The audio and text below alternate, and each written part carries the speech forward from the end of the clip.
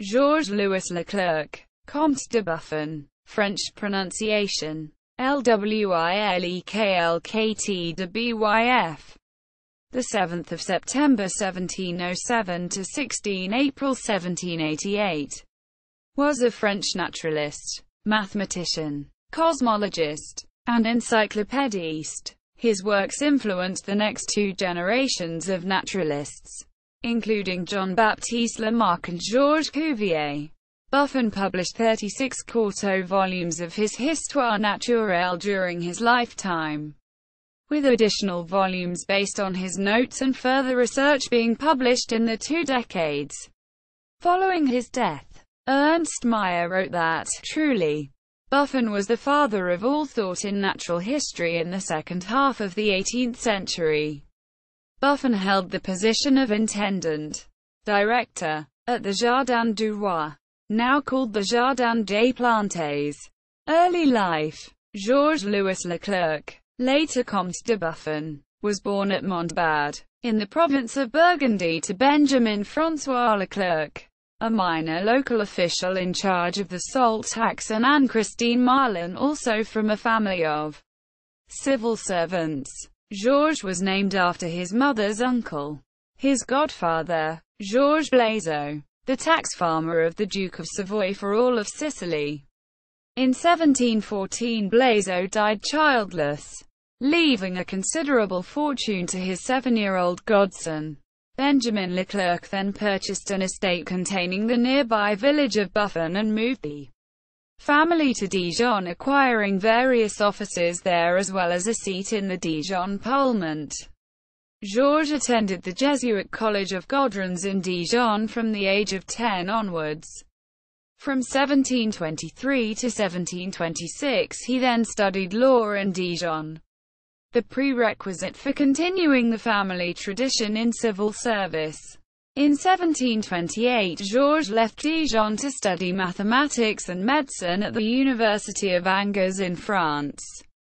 At Angers in 1730 he made the acquaintance of the young English Duke of Kingston, who was on his grand tour of Europe, and travelled with him in a large and expensive entourage for a year and a half through southern France and parts of Italy.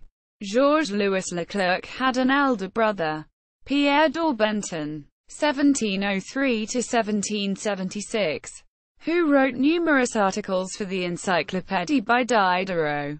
There are persistent but completely undocumented rumors from this period about duels, abductions and secret trips to England. In 1732, after the death of his mother and before the impending remarriage of his father, Georges left Kingston and returned to Dijon to secure his inheritance, having added de Buffon to his name while travelling with the Duke. He repurchased the village of Buffon, which his father had meanwhile sold off. With a fortune of about 80,000 livres, Buffon set himself up in Paris to pursue science, at first primarily mathematics and mechanics, and the increase of his career. In 1732 he moved to Paris, where he made the acquaintance of Voltaire and other intellectuals. He first made his mark in the field of mathematics and, in his Sur le jeu de Franck Caro, introduced differential and integral calculus into probability theory. The problem of Buffon's needle in probability theory is named after him. In 1734 he was admitted to the French Academy of Sciences. During this period he corresponded with the Swiss mathematician Gabriel Cramer. His protector Maurepas had asked the Academy of Sciences to do research on wood for the construction of ships in 1733. Soon afterward, Buffon began a long-term study, performing some of the most comprehensive tests to date on the mechanical properties of wood. Included were a series of tests to compare the properties of small specimens with those of large members. After carefully testing more than 1,000 small specimens without knots or other defects, Buffon concluded that it was not possible to extrapolate to the properties of full-sized timbers. and he began a series of tests on full-sized structural members. In 1739 he was appointed head of the Parisian Jardin du Roi with the help of Maurepas. He held this position to the end of his life. Buffon was instrumental in transforming the Jardin du Roi into a major research centre and museum. He also enlarged it, arranging the purchase of adjoining plots of land and acquiring new botanical and zoological specimens from all over the world. Thanks to his talent as a writer, he was invited to join Paris's second great academy, the Académie Française, in 1753. In his Discours sur le style, Discourse on Style, pronounced before the Académie Française, he said, "Writing well consists of thinking, feeling and expressing well, of clarity of mind, soul and taste. The style is the man himself. Le style c'est l'homme." Unfortunately for him, Buffon's reputation as a literary stylist also gave ammunition to his detractors. The mathematician Jean-Laurent d'Alembert, for example, called him the great phrasemonger. In 1752 Buffon married Marie-Françoise de Saint-Bellon-Malon, the daughter of an impoverished noble family from Burgundy, who was enrolled in the convent school run by his sister, Madame de Buffon's second child. A son born in 1764 survived childhood. She herself died in 1769. When in 1772 Buffon became seriously ill and the promise that his son, then only 8, should succeed him as director of the Jardin became clearly impracticable and was withdrawn.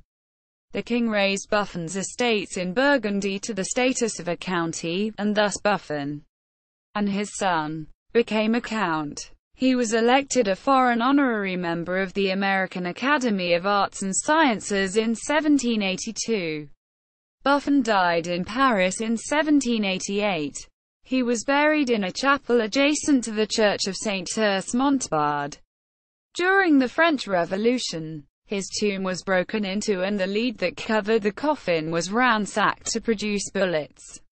His heart was initially saved, as it was guarded by Suzanne Necker, wife of Jacques Necker, but was later lost. Today, only Buffon's cerebellum remains, as it is kept in the base of the statue by Pajot that Louis XVI had commissioned in his honor in 1776, located at the Museum of Natural History in Paris.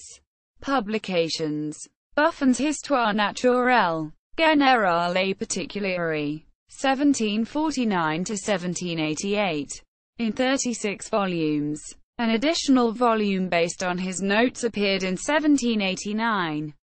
Was originally intended to cover all 3 kingdoms of nature, but the Histoire Naturelle ended up being limited to the animal and mineral kingdoms. Written in a brilliant style, this work was read by every educated person in Europe.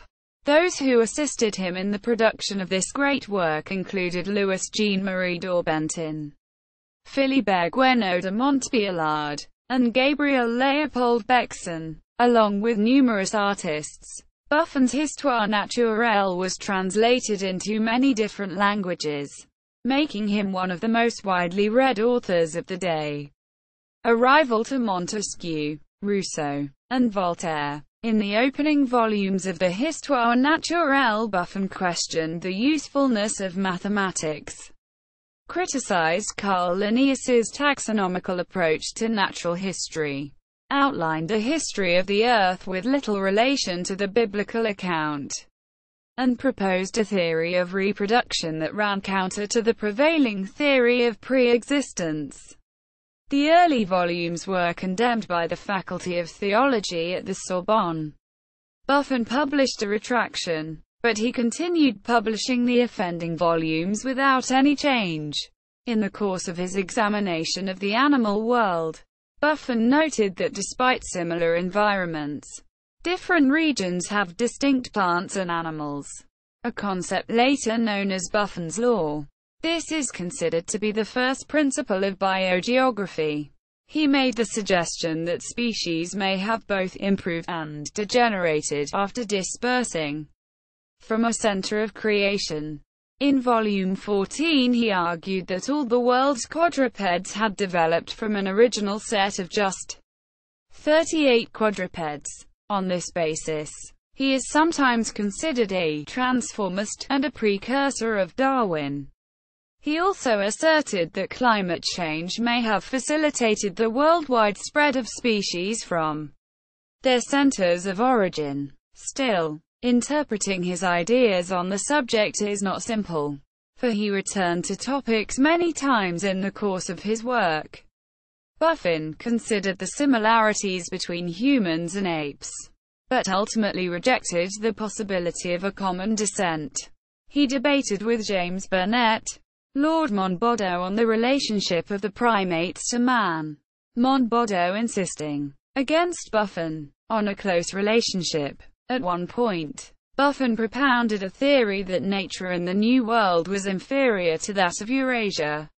He argued that the Americas were lacking in large and powerful creatures, and that even the people were less virile than the European counterparts. He ascribed this inferiority to the marsh odors and dense forests of the American continent. These remarks so incensed Thomas Jefferson that he dispatched 20 soldiers to the New Hampshire woods to find a bull moose for Buffon as proof of the stature and majesty of American quadrupeds. Buffon later admitted his error. In Les Époques de la Nature, 1778, Buffon discussed the origins of the solar system, speculating that the planets had been created by a comet's collision with the Sun. He also suggested that the Earth originated much earlier than 4004 BC, the date determined by Archbishop James Ussher. Basing his figures on the cooling rate of iron tested at his laboratory, the Petit Fontanet at Montbard, he calculated that the age of the Earth was 75,000 years. Once again, his ideas were condemned by the Sorbonne, and once again he issued a retraction to avoid further problems. Racial studies. Buffon and Johann Blumenbach were believers in monogenism, the concept that all races have a single origin. They also believed in the degeneration theory of racial origins. They both said that Adam and Eve were Caucasian and that other races came about by degeneration from environmental factors, such as the sun and poor diet. They believed that the degeneration could be reversed if proper environmental control was taken, and that all contemporary forms of man could revert to the original Caucasian race. Buffon and Blumenbach claimed that pigmentation arose because of the heat of the tropical sun. They suggested cold wind caused the tawny color of the Eskimos. They thought the Chinese relatively fair-skinned compared to the other Asian stocks because they kept mostly in towns and were protected from environmental factors. Buffon said that food and the mode of living could make races degenerate and distinguish them from the original Caucasian race. Believing in monogenism, Buffon thought that skin color could change in a single lifetime, depending on the conditions of climate and diet. Buffon was an advocate of the Asia hypothesis. In his Histoire Naturelle, he argued that man's birthplace must be in a high-temperate zone, as he believed good climate conditions would breed healthy humans. He hypothesized that the most logical place to look for the first human's existence would be in Asia and around the Caspian Sea region. Relevance to modern biology. Charles Darwin wrote in his preliminary historical sketch added to the third edition of On the Origin of Species, passing over Buffon, with whose writings I am not familiar. Then, from the fourth edition onwards, he amended this to say that the first author who in modern times has treated it, evolution, in a scientific spirit was Buffon. But as his opinions fluctuated greatly at different periods, and as he does not enter on the causes or means of the transformation of species, I need not here enter on details. Buffon's work on degeneration, however, was immensely influential on later scholars but was overshadowed by strong moral overtones. The paradox of Buffon is that, according to Ernst Mayr, he was not an evolutionary biologist, yet he was the father of evolutionism. He was the first person to discuss a large number of evolutionary problems that before Buffon had not been raised by anybody. He brought them to the attention of the scientific world. Except for Aristotle and Darwin, no other student of organisms, whole animals and plants, has had this far-reaching an influence. He brought the idea of evolution into the realm of science. He developed a concept of the unity of type, a precursor of comparative anatomy. More than anyone else, he was responsible for the acceptance of a long time scale for the history of the Earth. He was one of the first to imply that you get inheritance from your parents, in a description based on similarities between elephants and mammoths. And yet, he hindered evolution by his frequent endorsement of the immutability of species.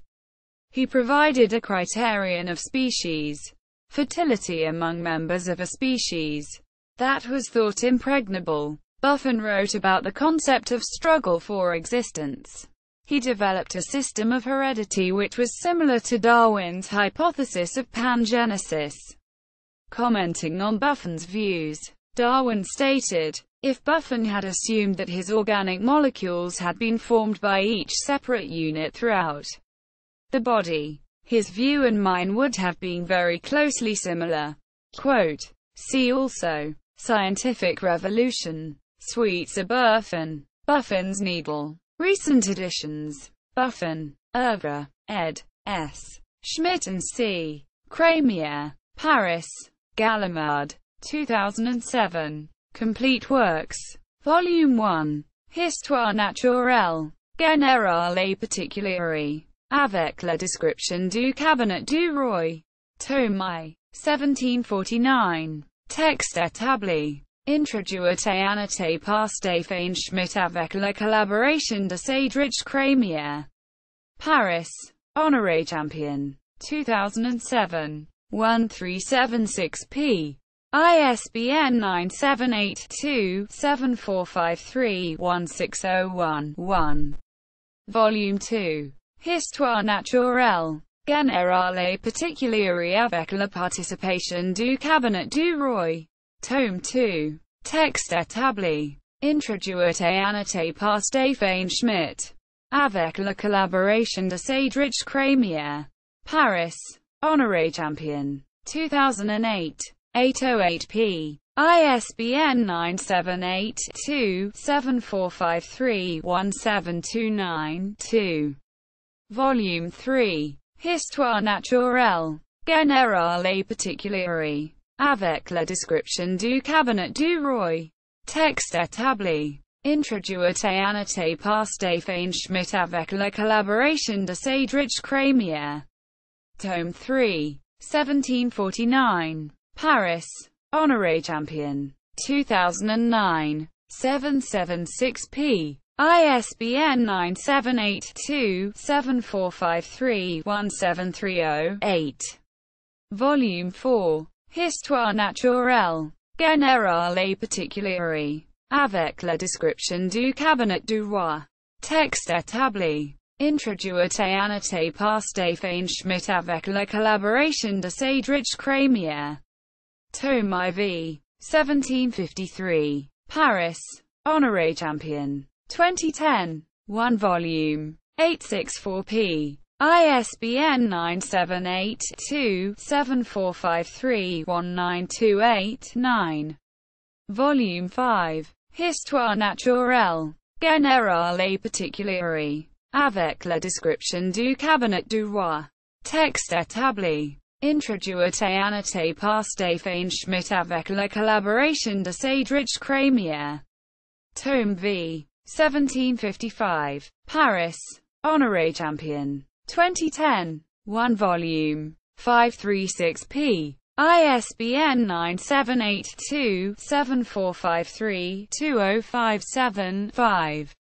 Volume 6. Histoire naturelle, générale et particulière, avec la description du cabinet du roi. Texte établi. Introduite et annoté par Stéphane Schmitt avec la collaboration de Cédric Crémière. Tome by 1756. Paris. Honoré Champion. 2011. 1 volume. 504p. ISBN 978-2-7453-2150-3. Volume 7. Histoire naturelle, générale et particulière, avec la description du cabinet du roi. Texte établi. Introduite et annoté par Stéphane Schmitt avec la collaboration de Cédric Crémière. Tome 7. 1758. Paris. Honoré Champion. 2011. 1 volume. 544p. ISBN 978-2-7453-2239-5. Volume 8. Histoire naturelle, générale et particulière, avec la description du cabinet du roi.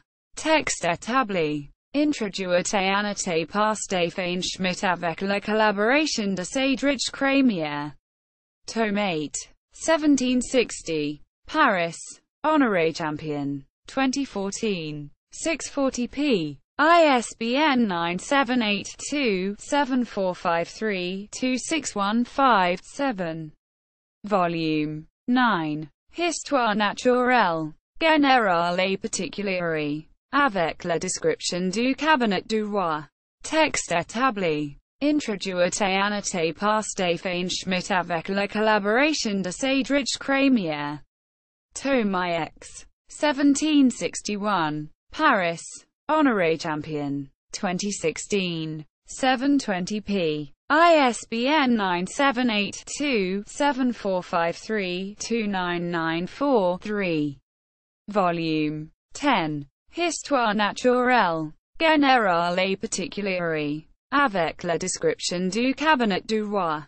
Texte établi. Introduite et annoté par Stéphane Schmitt avec la collaboration de Cédric Crémière. Tome X. 1763. Paris. Honoré Champion. 2017. 814p. ISBN 978-2-7453-3456-5. Works by Georges-Louis Leclerc. Comte de Buffon at Project Gutenberg. Works by or about Georges-Louis Leclerc. Comte de Buffon at Internet Archive.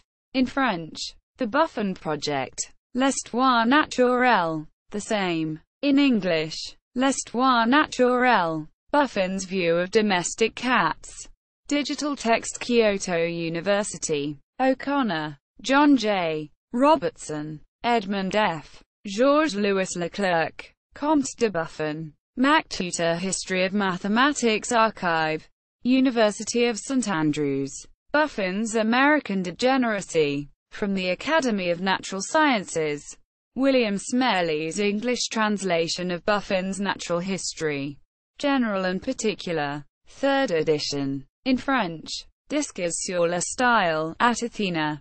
Unige. Ch. Gaydike. R. Grohl. E. K. Antega. A. 2012. Bibliography of the entomological literature from the beginning until 1863. Online database, version 1.0 Senckenberg Deutsches Entomologisches Institut. A collection of high-resolution scans of animal illustrations from several books by Buffon. From the Linda Hall Library. Buffon's Histoire naturelle des époches de la nature.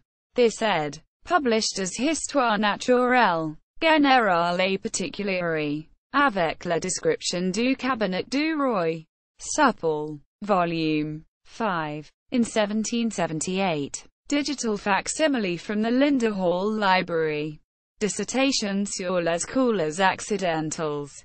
PDF. Mémoire de l'Académie royale des sciences. ANNEAQT 1743. 147. 158. 1746. Archived from the original. PDF. On 14 June 2015,